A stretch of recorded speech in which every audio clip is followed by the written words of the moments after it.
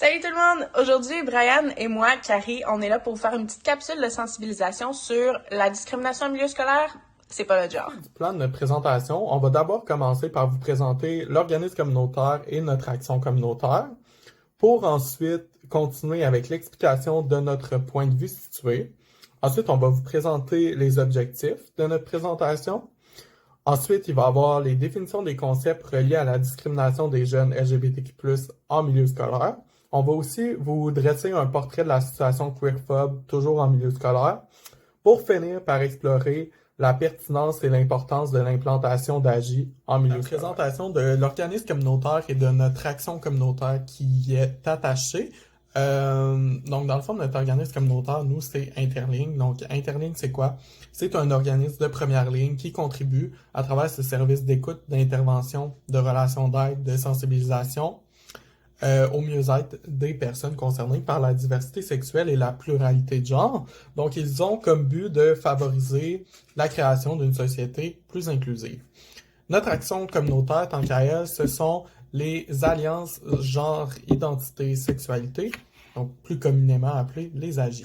Les AGI, ça existe ailleurs qu'au Québec. Par contre, au Québec, c'est vraiment Interligne qui pousse la formation d'AGI et même qui offre des formations et des documents et du support en lien avec la création d'AGI. Une AGI, c'est quoi? C'est un programme qui vise la mise en place d'un espace de rassemblement et de socialisation qui se veut inclusif des personnes de la diversité sexuelle et de genre, mais aussi des alliés.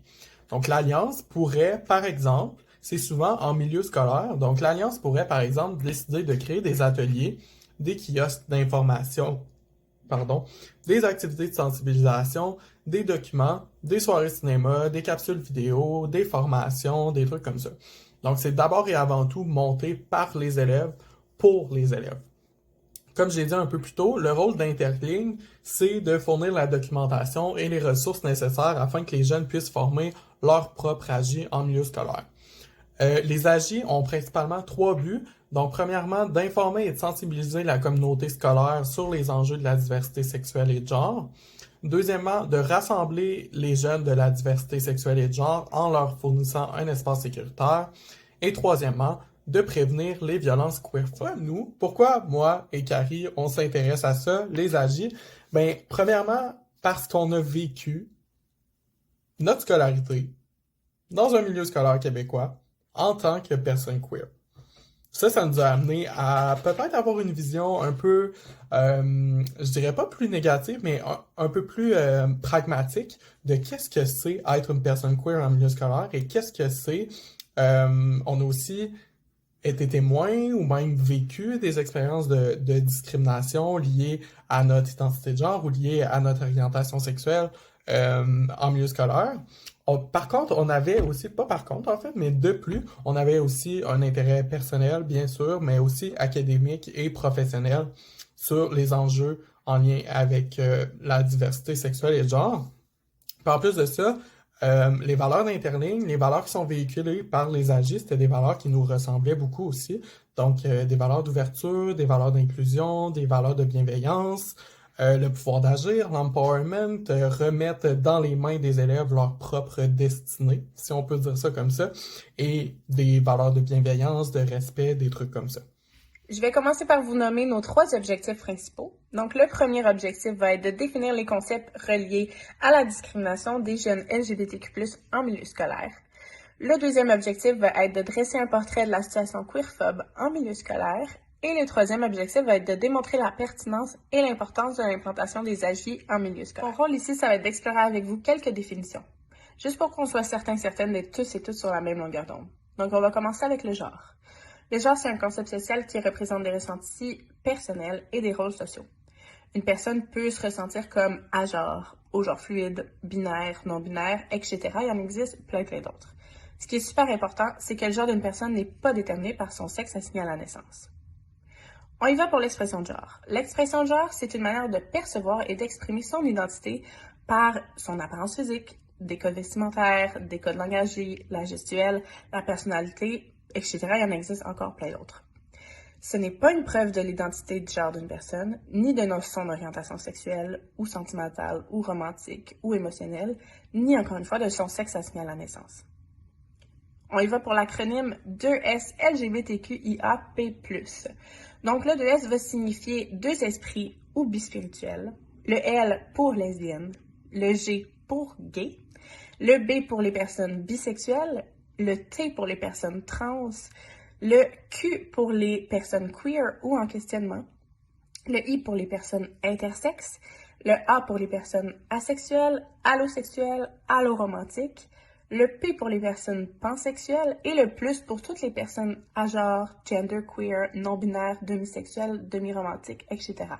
C'est un acronyme pour rassembler ces termes-là, mais il en existe encore une fois plein. On continue avec l'orientation sexuelle, qui est le fait d'avoir une attirance physique et ou sexuelle pour une ou des personnes. C'est aussi un sentiment d'identité personnelle et sociale qui peut se baser sur des attirances, des comportements et même sur une communauté.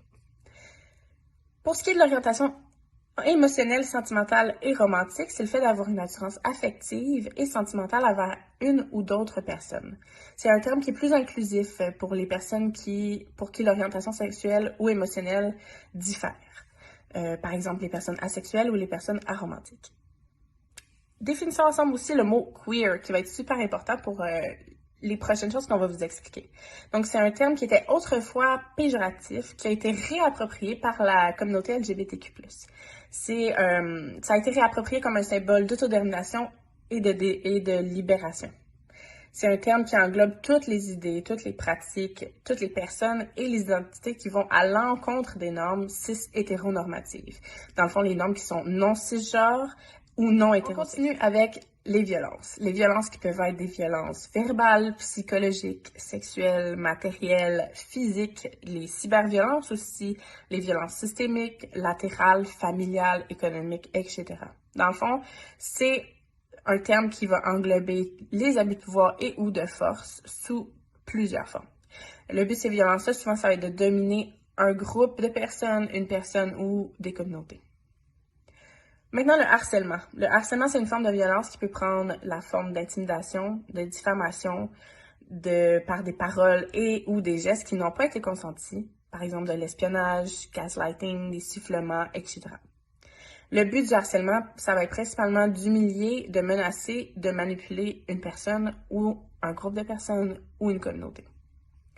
Pour ce qui est de la discrimination, c'est le fait de traiter de manière différente ou inégale une ou des personnes dans le but de les exclure ou juste de leur nuire. On termine nos définitions avec les termes comme LGBT queerphobie, donc pour la lesbophobie, l'homophobie, la biphobie, la transphobie et la queerphobie. Donc ce sont des termes qui vont englober vraiment l'ensemble des discriminations, des violences, des microagressions ou du harcèlement qui sont vécus par les personnes LGBTQ+. Ces X-phobies-là sont souvent aussi en lien avec le patriarcat et le sexisme. Un autre terme, ça va être celui de la stigmatisation. C'est un processus social qui fait en sorte qu'une ou des personnes qui sont identifiées ou marginalisées comme déviant de la norme. Donc, ces personnes-là vont être stigmatisées parce qu'elles sont considérées comme étant marginales. L'inclusion et la représentation sont des termes qui désignent la création d'un espace, d'une culture, des normes, etc., qui font valoir la ou les différences, qui permettent à tous les groupes et les communautés d'être vus et reflétés.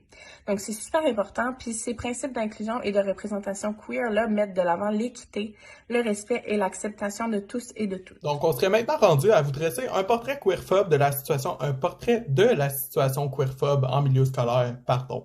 Donc, selon Interligne, dans un document qui s'intitule « Combattre les violences en lien avec la sexualité et le genre », en milieu scolaire, qui a été publié tout récemment, plusieurs jeunes faisant partie de la communauté rapporteraient vivre des expériences de violence, que ce soit de la violence physique, de la violence verbale ou encore de la violence psychologique au sein même de leur institution scolaire, ce qui nuirait directement à leur sentiment de sécurité. Toujours selon une information tirée du même document d'Interligne, plus de 85% des personnes adolescentes au secondaire seraient témoins de commentaires négatifs liés à la diversité sexuelle ou à la pluralité de genre, toujours dans leur diapo précédente, on a vu qu'il y avait plus de 85% des élèves au secondaire qui rapportaient avoir été témoins ou avoir entendu des commentaires négatifs en lien avec la diversité sexuelle ou la pluralité de genre. Mais maintenant, on va aller voir c'est quoi ce pourcentage-là d'élèves qui disent avoir reçu ou avoir vécu un ou plusieurs actes de violence en lien avec leur orientation sexuelle ou leur identité de genre. Donc, il y a l'étude de Chamberlain en 2010 qui dit qu'il y a plus du tiers des élèves au secondaire, donc 38% des élèves rapporteraient avoir été au moins victimes d'un acte de violence en milieu scolaire, que ce soit parce qu'ils sont ou parce qu'on pense qu'ils sont lesbiennes, gays ou bisexuels. Un peu dans le même ordre d'idée que la statistique que je vous ai présentée juste avant, plus de 9 élèves sur 10 affirment entendre régulièrement des propos homophobes ou des propos transphobes dans leur environnement scolaire. Par exemple, en lien avec les propos transphobes, on a un super bon exemple d'un témoignage à droite, témoignage qui se trouvait dans l'étude de Chamberlain, de Benoît, un homme trans de niveau secondaire qui a décidé d'arrêter l'école à la suite de propos transphobes. Donc, je vous laisse lire le témoignage. Ensuite, vous serez probablement pas surpris et surprise de savoir que la discrimination homophobe, la discrimination transphobe ou encore queerphobe en milieu scolaire peut avoir différents effets sur la population étudiante. Par exemple, on peut noter une baisse de la fréquentation ou du rendement scolaire des élèves. Les élèves peuvent aussi avoir un sentiment d'appartenance étant qualifié de plus faible. Ils peuvent aussi avoir de l'isolement, des épisodes anxieux ou des épisodes dépressifs plus fréquents que leurs collègues qui ne vivent pas de discrimination. On note aussi un plus haut taux de pensée et de comportements suicidaires ou de comportements à risque chez les élèves victimes de discrimination. Je vous entends déjà me dire, mais Brian, qu'est-ce qu'on peut faire pour essayer de contrer cette discrimination-là, puis pour essayer de rendre la vie plus facile aux élèves au secondaire? D'abord, les pistes de solution, nous, on a décidé de les séparer en deux axes. Donc, premièrement, qu'est-ce que l'administration et le corps enseignant peut faire pour essayer d'améliorer le quotidien de toutes les personnes touchées par les enjeux en lien avec la discrimination, en lien avec la diversité sexuelle et de genre, finalement? Donc, premièrement, on a considéré que c'est super important de sensibiliser les professionnels aux enjeux queer et aux bonnes pratiques en lien avec ces enjeux-là. Donc, ça peut passer, par exemple, par le fait que les enseignants ou le personnel de l'école respectent les pronoms de la personne, les pronoms choisis de la personne étudiante, que le corps enseignant fasse preuve d'ouverture face à la diversité expérientielle et face à l'unicité de chaque personne qui se trouve devant elle. Il y a aussi une conscientisation de l'invisibilisation possible des personnes de la communauté queer dans le cursus scolaire et c'est quoi les impacts que cette invisibilisation-là peut avoir. Donc, le fait de tout le temps mettre de côté les expériences des personnes queer, notamment en lien avec les livres qui sont présentés, avec les contenus, les mises en situation en mathématiques, ou peu importe, on voit tout le temps un monsieur puis une madame, c'est tout le temps, on présume que c'est tout le temps deux personnes cis. Donc, qu'est-ce que ça peut faire, cette invisibilisation-là? Mais ça peut faire que la personne intériorise que, ok, mais le fait que je suis homosexuel, lesbienne, queer, trans, peu importe, est-ce que ça pourrait être pas normal? Donc, il faudrait s'atteler à sensibiliser les professionnels par rapport à ça. Il y a aussi l'utilisation d'un langage inclusif qui peut être super pertinent. Faire preuve d'ouverture, de disponibilité, afficher ses couleurs peut être important aussi, se définir ouvertement comme allié aux membres de la communauté. Ça, c'est super concret. Ça peut être juste de afficher un drapeau dans la classe, afficher une petite étiquette sur la porte, ou juste de le dire ouvertement à ses élèves, je me considère comme allié, s'il y a quelque chose, vous pouvez venir me voir, je suis tout le temps ouvert ou ouverte à discuter avec vous. Il y a aussi de la part de l'administration, bien sûr, d'offrir des formations en lien avec la diversité sexuelle, la pluralité de genre. Donc, Interligne en donne, entre autres. Il y a beaucoup d'organismes qui en donnent. Et du côté des professeurs, c'est de faire l'effort d'assister à ces formations-là. Puis il y a aussi, en lien directement avec notre action communautaire, il y a des études qui montrent l'importance du soutien de l'administration scolaire, notamment en lien avec le développement d'AGI en milieu scolaire. Donc, c'est important pour les jeunes qu'ils se sentent soutenus par le personnel et par l'administration de leurs écoles s'ils veulent pouvoir faire une différence concrètement dans leur milieu. Dans cette diapo-ci, vous pouvez voir 3 personnes de la communauté LGBTQ+, qui témoignent en lien avec la diapo que je viens juste de vous présenter, donc en lien avec les pistes de solutions pour le corps enseignant et l'administration. Donc, premièrement, à gauche, on voit le témoignage de Christopher, qui est un homme trans de niveau secondaire, qui témoigne de la fermeture de l'administration scolaire, envers sa situation. Donc, en haut à droite, on voit le témoignage. On retrouve Benoît, en fait, un homme trans de niveau secondaire, qui témoigne de l'importance, en fait, de l'ouverture qu'a eu envers lui son prof de bio, qui dit, entre autres, là, oui, je me suis senti enfin quelqu'un. Donc, il s'est senti reprendre du pouvoir sur sa situation, finalement. Je trouvais ça pertinent de le mentionner. Ensuite, en bas à droite, on a le témoignage de Antonin, qui est un homme trans de niveau secondaire, qui dit, entre autres, mais si le prof est à l'aise, s'il est ouvert aux questions et qu'il est là pour les rassurer en même temps, je pense que ça pourrait être vraiment positif. Donc, il parle bien sûr, encore ici, de l'ouverture, de l'importance de l'ouverture des enseignants envers les enjeux queer. Il rajoute aussi, puis en même temps, si l'élève se rend compte que le prof a une bonne maîtrise du sujet et une bonne ouverture, peut-être que ça va le mener à aller vers le prof pour se renseigner. Je pense que ça pourrait être positif. Donc encore ici, on a une phrase qui témoigne bien de l'importance de l'attitude de l'enseignant envers les enjeux queer. On passe maintenant aux pistes de solutions que les élèves peuvent faire concrètement dans leur milieu. Mais c'est sûr qu'on va prêcher pour notre paroisse, puis on va dire que s'impliquer dans une AJ qui est Alliance Genre, Identité, Sexualité, un petit rappel, s'impliquer dans l'implantation d'une AJ directement dans le milieu et s'impliquer dans le développement d'activités en lien avec cette AJ-là peut être super pertinent et pour les élèves qui s'impliquent et pour les autres élèves qui vont être un peu plus clientes des différentes activités. Donc, selon l'étude qui est citée juste en bas, les AJ en milieu scolaire sont des facteurs clés directement pour atténuer la victimisation en lien avec la discrimination queerphobe en milieu scolaire. Donc, l'étude dit aussi que les AJ sont directement liés à la présence de politiques d'inclusion dans le milieu. Donc, plus il y a de politiques d'inclusion, plus il y a de trucs qui sont faits par l'administration scolaire pour essayer de contrer les différentes formes de discrimination, plus il y a d'AJ et donc c'est inversement proportionnel. Puis on voit à quel point les AJ peuvent avoir un impact aussi directement sur l'administration scolaire ainsi que sur les élèves. Donc, c'est d'autant plus positif.